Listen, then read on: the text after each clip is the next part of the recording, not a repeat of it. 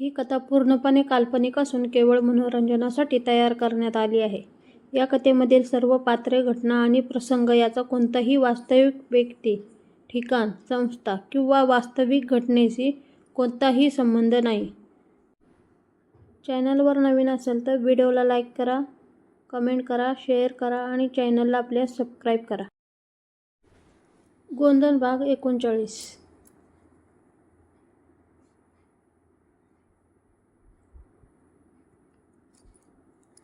नदीकाठी पावसाचा जोर अजूनही वाढत होता.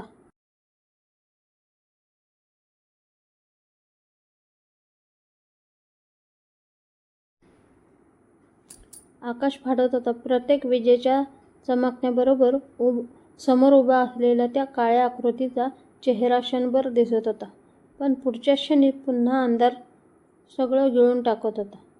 विश्वासने बंदूक घट्ट पकडली.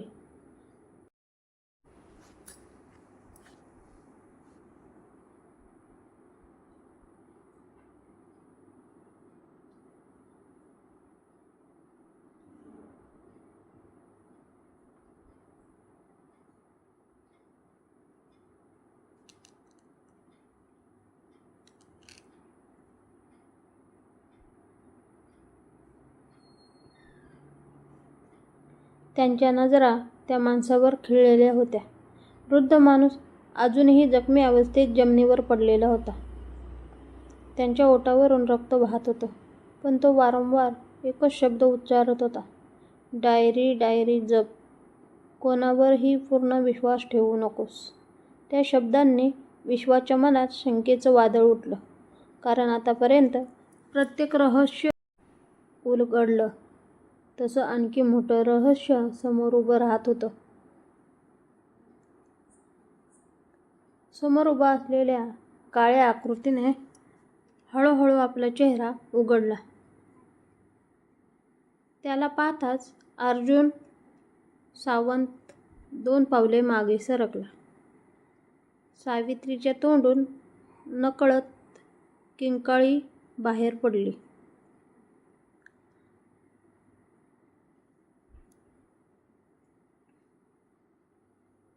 आर्यनच्या डोळ्यात संतापाची ज्वाला पेटली.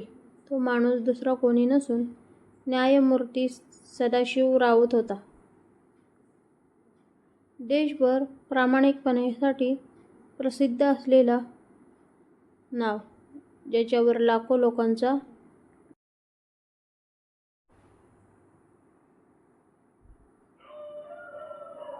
विश्वास होता. पण आज त्यांच्या चेहऱ्यावर निर्दयी हास्य होतं. त्यांनी शांत आवाजात म्हटलं,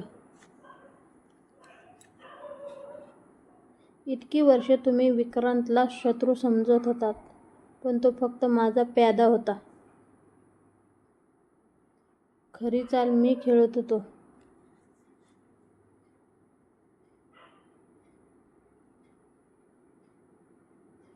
त्या एका वाक्याने सगळ्यांच्या पायाखालची जमीन सरकली.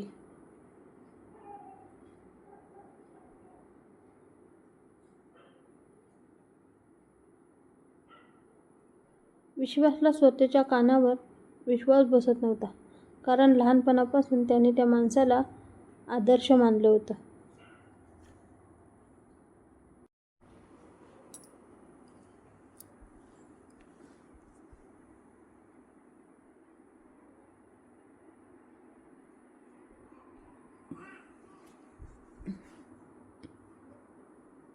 सदाशिव राऊत पुढे येत म्हणाले, राजवीर देशमुखांनी मला कधीच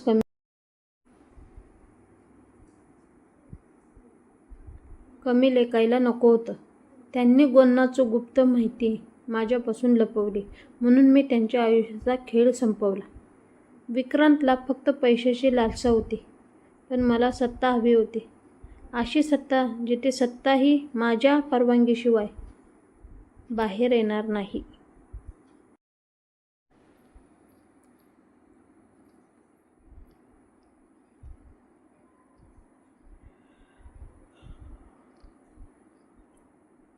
हे ऐकताच विश्वाच्या डोळ्यात संताप उसळला. त्याने जोरात ओरडत विचारलं, माझ्या बाबाचा खून, माझ्या कुटुंबाचा विनाश, हे सगळं तुझ्यामुळं झालं.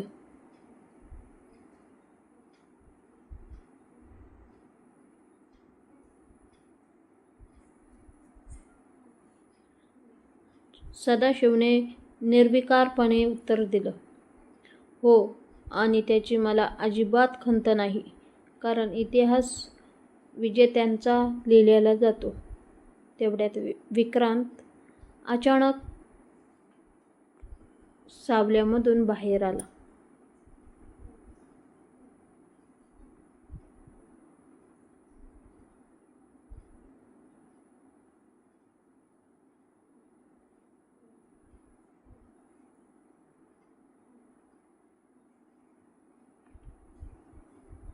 पण यावेळी त्याच्या चेहऱ्यावर गर्व नव्हता. तो थेट सदाशिव राऊत समोर उभा राहिला. काही क्षण दोघे एकमेकांकडे पाहत राहिले. मग विक्रांत मंद आवाजात म्हणाला, मी तुझ्यासाठी 30 वर्ष काम केलं, प्रत्येक आदेश पाळला, पण आज मला समजलं मी फक्त वापरला गेलो. सदाशिव थंड हसले. हो विक्रांत, प्याद्याचं काम संपलं, आता त्याची गरजही संपली.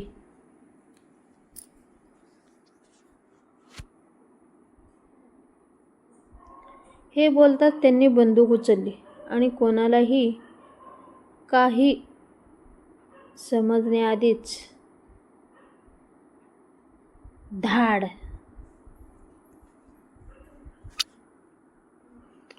गोळ्यांचा आवाज संपूर्ण नदीकाठावर घुमला.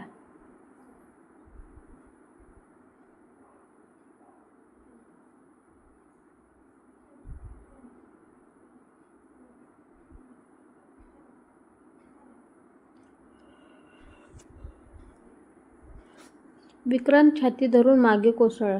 रक्ताने माती लाल झाली. विश्वास धावत त्याच्याजवळ पोहोचला. विक्रांतने शेवटचा श्वास घेत विश्वासचा हात पकडला.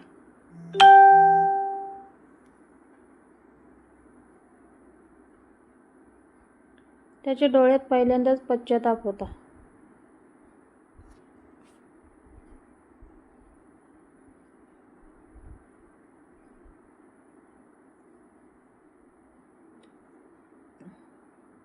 तो हळू आवाजात म्हणाला, विश्वास, तुझा खरा शत्रू मी कधीच नव्हतो.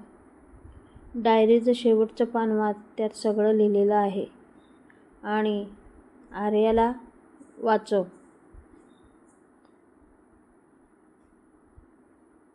हे बोलून विक्रांतचा हात हळूहळू सैल झाला.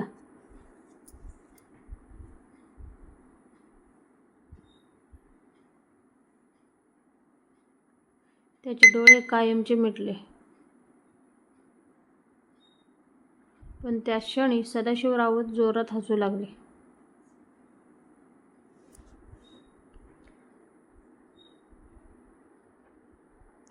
आणि नदीच्या पलीकडून शेकडो काळ्या कपड्यातील शस्त्रधारी माणसं मशाले घेऊन पुढे येऊ लागले.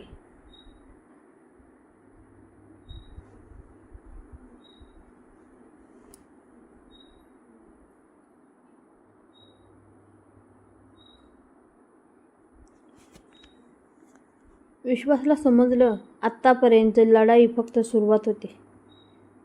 खरी युद्धाची रात्र आता सुरू झाली होती.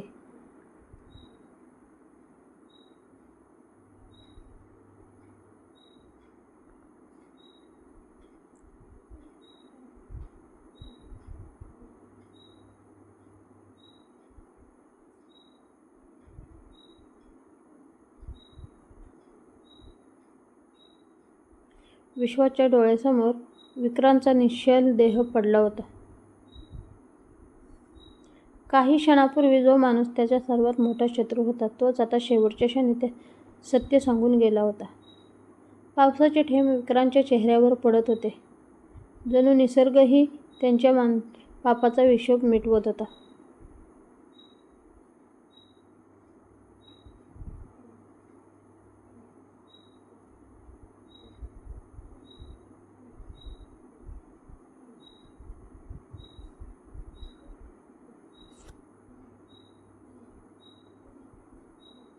विश्वासने अलगद त्याचे डोळे मिटले आणि मनात म्हणाला, तुझ्या हातून खूप पाप झालं, पण शेवटच्या क्षणी तू सत्याची बाजू घेतलीस. आता पुढचं युद्ध मी पूर्ण करेन. तेवढ्यात आर्या धावत आली. तिच्या हातात ती काळी डायरी होती.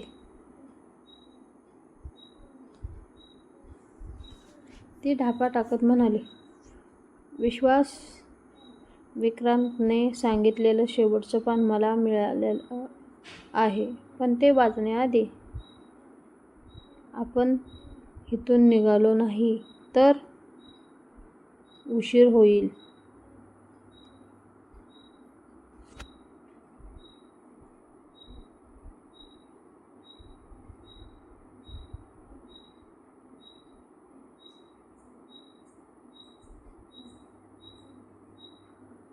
नदीचा प्रवाह आता प्रचंड वेगाने वाहत होता. पावसामुळे पाणी सतत वाढत होतं. दूरवरून मोठा आवाज येऊ लागला. अर्जुनने कान देऊन ऐकला आणि त्याचा चेहरा गंभीर झाला. धरणाचे दरवाजे उघडले आहेत.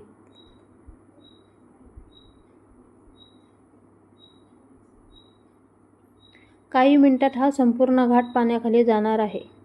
सगळे एकमेकाकडे पाहू लागले. पण विश्वास शांत होता.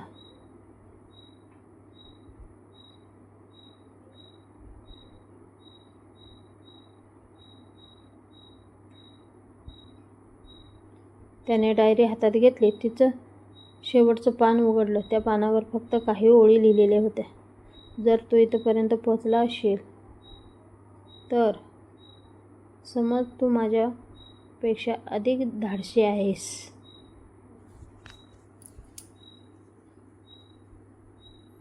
पण अजूनही खरा वारस कोण आहे हे तुला माहीत नाही. गोन्नाचा वारस रक्ताने ठरत नाही, त्यागाने ठरतो. आणि त्या वारसाची अंतिम परीक्षा अजून बाकी आहे.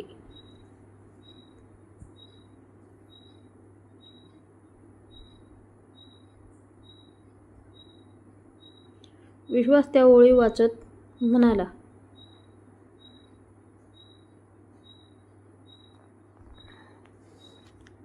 डायरीच्या मागच्या बाजूला एक छोटासा लपवलेला कप्पा उघडला.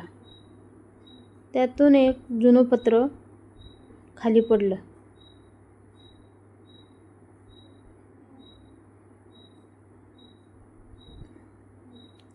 त्या पत्रावर राजवीर देशमुखांची सही होती. विश्वासचे हात थरथरू कापू लागले. त्याने पत्र उघडलं. प्रिय विश्वास, जर तू हे पत्र वाचत असशील तर मी या जगात नसेन, पण माझा प्रत्येक श्वास तुझ्यासोबत असेल. लक्षात ठेव, गोन्नाचं रहस्य कोणत्याही खजिन्यापेक्षा मोठं आहे, कारण त्या रहस्यात हजारो निरपराध लोकांचं भविष्य दडलेलं आहे. कोणावरही सहज विश्वास ठेवू नकोस, अगदी तुझ्या सावलीवरही नाही,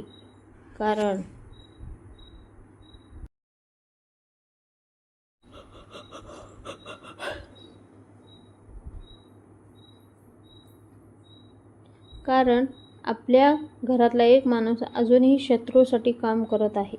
तो योग्य वेळेची वाट पाहत आहे. हे वाचताच विश्वासच्या अंगावर काटा आला. त्याने हळूहळू आजूबाजूला पाहिलं. अर्जुन, आर्या, सावित्री, पुष्पा, शेखर, दामोदर, प्रत्येक चेहरा त्याच्यासमोर उभा होता.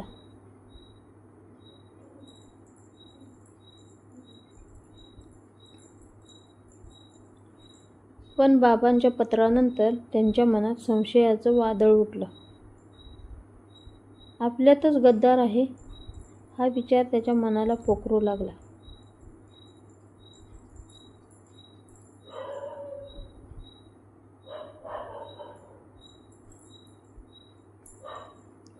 तेवढ्यात नदीच्या पलीकडून एक प्रचंड स्फोटाचा आवाज झाला.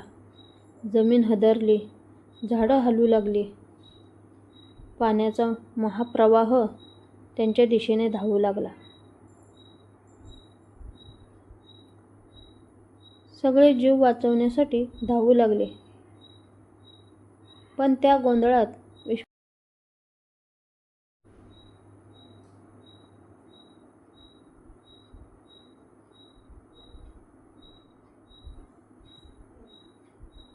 विश्वाच्या हातातून राजवीरचं पत्र उडून नदीत पडलं. विश्वास ते पकडण्यासाठी धावत नदीत उडी मारणार इतक्यात मागून एका अनोळखी व्यक्तीने त्याचा हात घट्ट पकडला.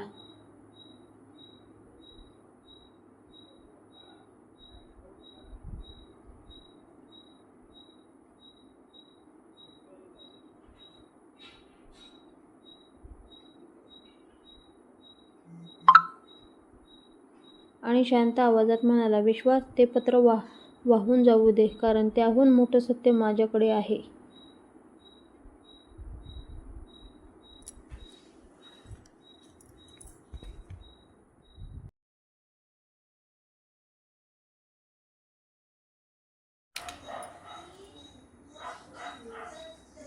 मुसळधार पावसात नदीचा प्रचंड प्रवाह उसळलेला होता. आकाशात सतत विजांचा कडकडाट होत होता आणि त्या भयानक अंधारात विश्वास एकटाच उभा होता. त्याच्या एका हातात राजवीर देशमुखांची डायरी होती.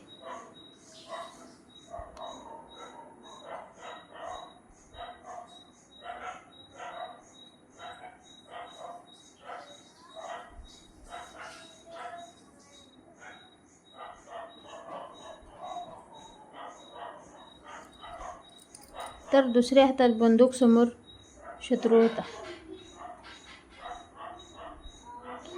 पण मनात सुरू झालेली लढाई त्याहून मोठी होती, कारण आता त्याला समजलं होतं, शत्रू बाहेर कमी आणि आपल्या माणसांमध्येच जास्त आहे. तेवढ्यात जखमी वृद्धाने थरथरत्या हाताने विश्वाचा हात पकडला. त्याच्या डोळ्यात वेदना होत्या, पण त्याहून मोठी होती सत्य सांगण्याची तडफड.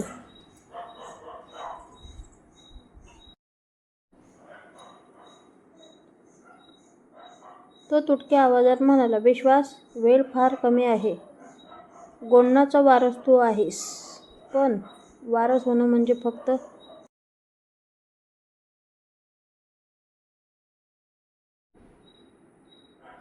सत्ता मिळवणं नाही, तर स्वतःचं सर्वस्व गमावण्याची तयारी ठेवणं आहे. तुझ्या बाबांनी हेच केलं आणि आता तुझी वेळ आली आहे.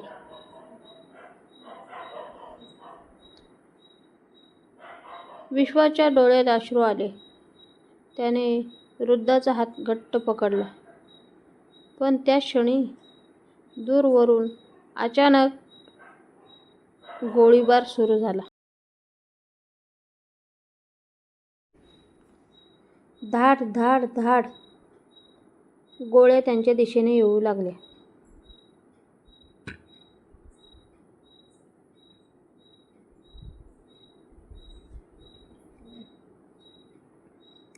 अर्जुन आणि आर्या दोघेही विश्वाससमोर ढाल बनून उभे राहिले.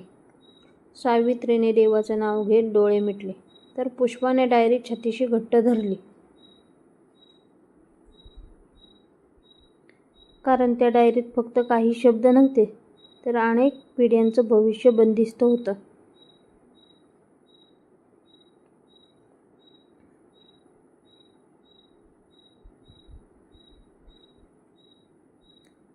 अचानक आकाशात एक भली मोठी वीज चमकली.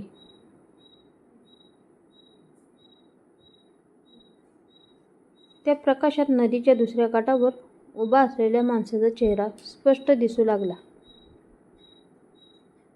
आणि तो चेहरा पाहताच विश्वाच्या पायाखालची जमीन सरकली.